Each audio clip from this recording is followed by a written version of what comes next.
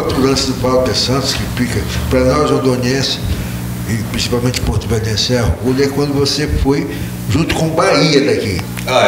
História do Bahia. História do Bahia. Bahia veio para Porto Velho, 65. Jogou 4 partidas aqui. Aí acertou e todo mundo, só não passou pelo Ferroviário. E depois, na volta dele, que ele, depois daqui foi para Rio Branco, também o Flamengo deu um show no Bahia, 3-0. Mas por quê? Nessas alturas, o Bahia perdia o quarto zagueiro dele, que era o Ivan Carioca. Foram na minha residência, Pinguela era o técnico, juntamente com a comissão, com a diretoria, e perguntaram se eu não queria dar uma força para o Bahia. Eu digo, rapaz, não depende de mim não, depende dos meus irmãos. Meus irmãos é o Chico Santos. Não, mano, vai. Eu já era casado, já tinha um filho, uma filha, Wanda. Conclusão, embarquei com o Bahia pro Acre. Cheguei no Acre, porra, eu já era conhecido no Acre. Aí eu fiquei muito mal, porque a turma aplaudia, não sei se era o Bahia ou se era o Walter Santos, porque a gente ficava fazendo aquelas coberturas todas em cima de jiu-jitsu, passando pelo Ditão, Negão, que era um mar, mas era fraco no chão, eu tinha que chegar pela quarta zaga fazendo a intermediária. Aí lá vai o Walter Santos com o Bahia para Manaus. Só que para dar continuação foi o chororô de família, né? Não aí tive que vir para cá, já tinha uma na barriguinha, voltei de Manaus para cá. Só para ilustrar, foi nesse jogo aqui em Porto Velho, Bahia aí, Flamengo, que o Babá acabou com o futebol do Carlos Alberto. Luiz Carlos era um negão que era um... Foi um chute no peito do Carlos Alberto, nunca mais. Eu acho que a cidade toda... Ele defendeu agora. Defendeu, mas foi assim, ele não teve força, ou não teve jeito, ou não teve a velocidade para botar os braços e se abraçar, porque tu sabe que o cara tem uma maneira de se defender, o goleiro tem, né? Ele bota aqui, segura, bate mais nos braços do que no peito, mas ele quando chegou, acho que já tinha batido. Rapaz, foi um estrondo. Aí dali para ali, o futebol, o Carlos Alberto já foi embora, inclusive hoje ele está falecido, né? Mas foi uma pancada muito forte, cara. A cidade toda, eu acho que o estádio todo sabia o que tinha acontecido. Impressionante mesmo. Bahia. O Walter,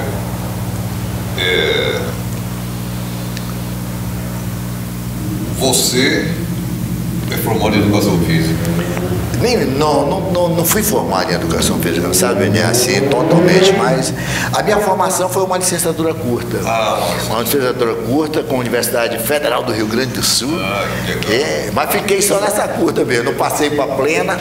Mas aí você passou a administrar aulas, você... Mas fiz tudo que tinha direito, porque outro lado da vida, que é o esporte, voleibol, me permitiu. Exatamente. Certo? Exatamente. Então, quando eu entrei para o voleibol para ser presidente da federação, que tínhamos fundado aqui, simplesmente fundado, não foi oficializada, com Chiquilito, Walter Santos, Lúcio Albuquerque, Alcimar Chaves, e mais a nossa patota que corria por fora, Ângelo, esse pessoal, todos esses atletas aí que nos deram força, o Vestre Johnson.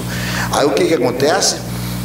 Nós tivemos que registrar essa coisa. Então o Chiquilito fez a primeira jogada, saímos para jogar o primeiro juvenil em João Pessoa e depois se afastou por causa da política, da força de administração que ele tinha no estado, né?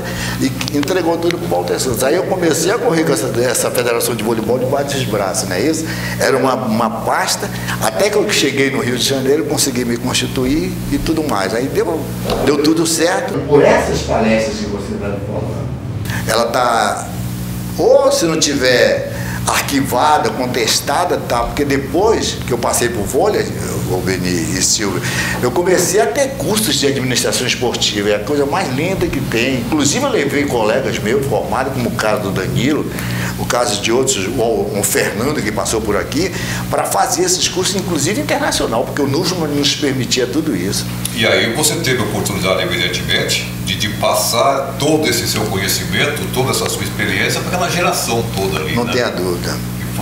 Foram momentos marcantes. Não tenha dúvida. Eu, inclusive, tive o prazer de fazer várias palestras para a faculdade.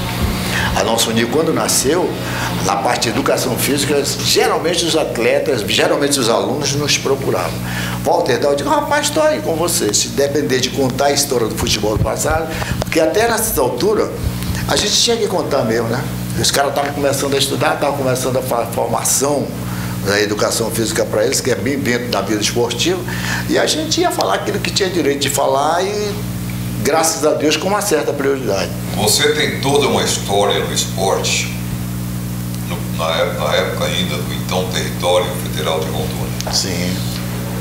Com a transformação de território para Estado, com a vinda do ex-governador Jorge Teixeira de Oliveira. Sim.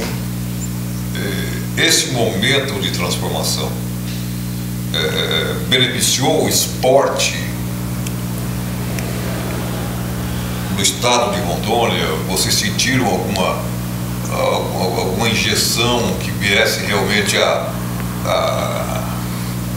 soerguer, subir, né? Subir o esporte, enfim. Não tenha dúvida que sim.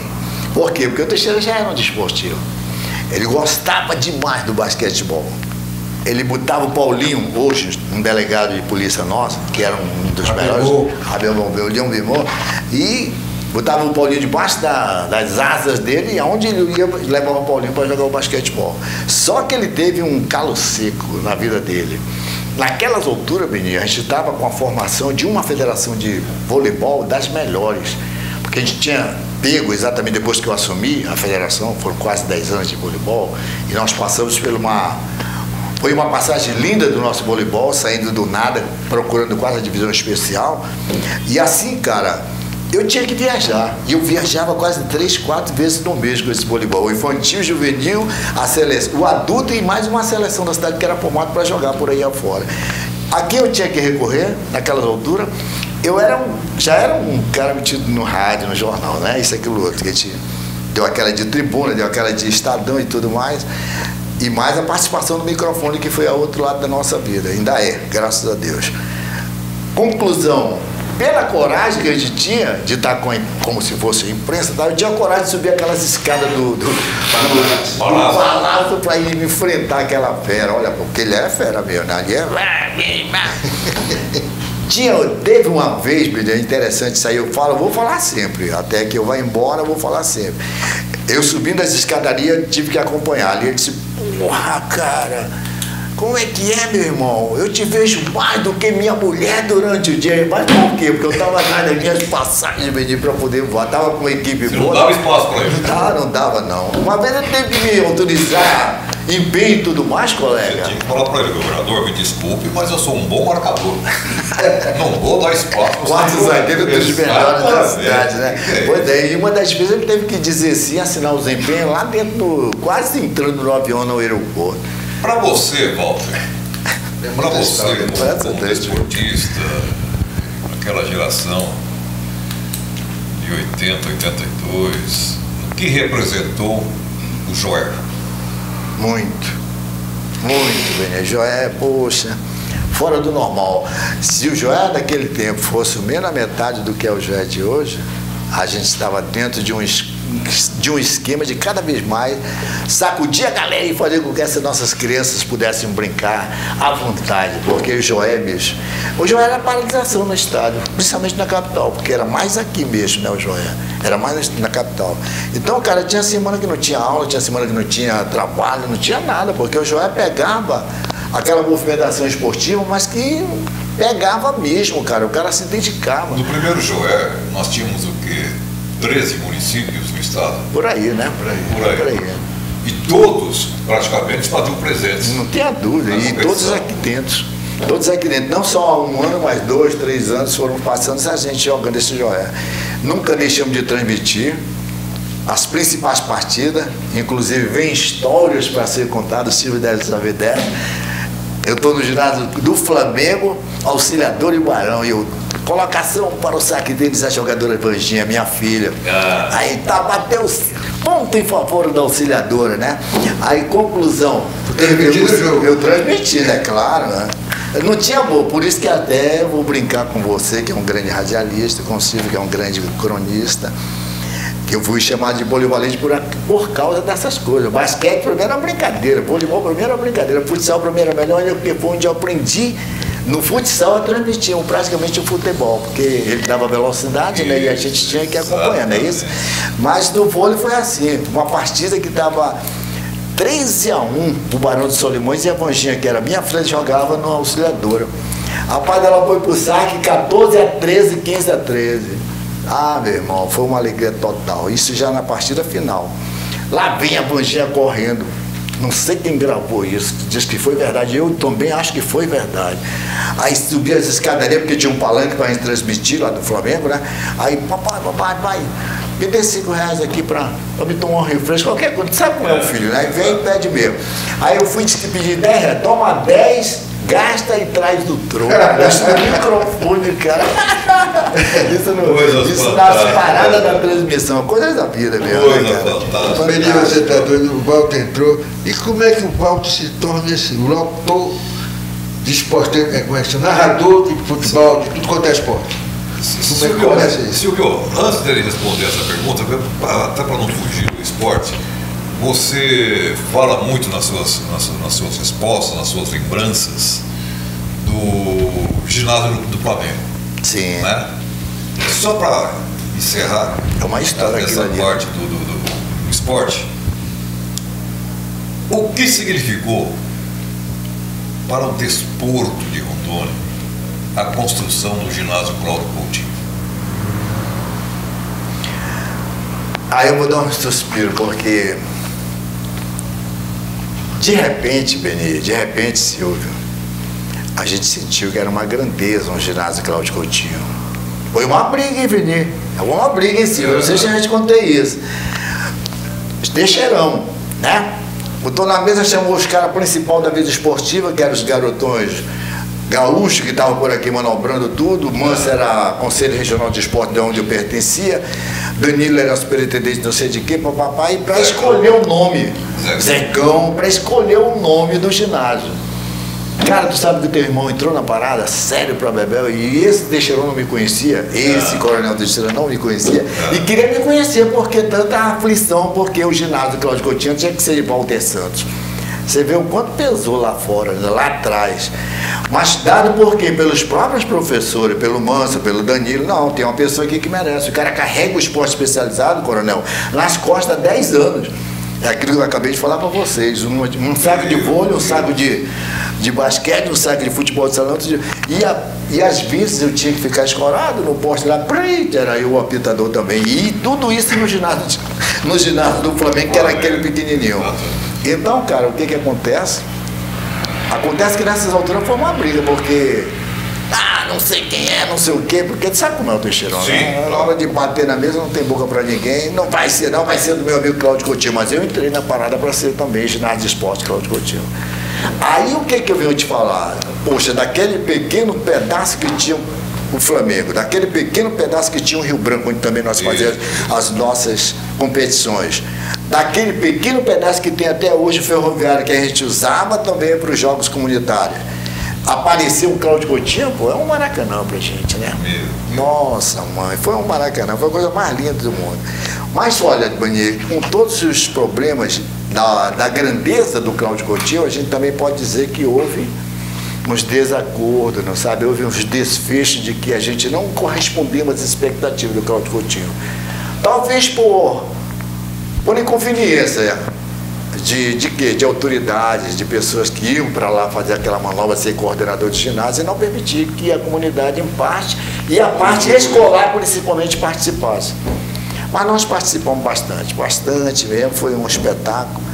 Choramos agora nesses 10 anos parados, como você também cansou de falar, tenho certeza que você cansou de falar, para ser novamente renovado, ficou renovado, veio o pessoal do voleibol de São Paulo para fazer a reinauguração, São Caetano e Pinheiros, feminino.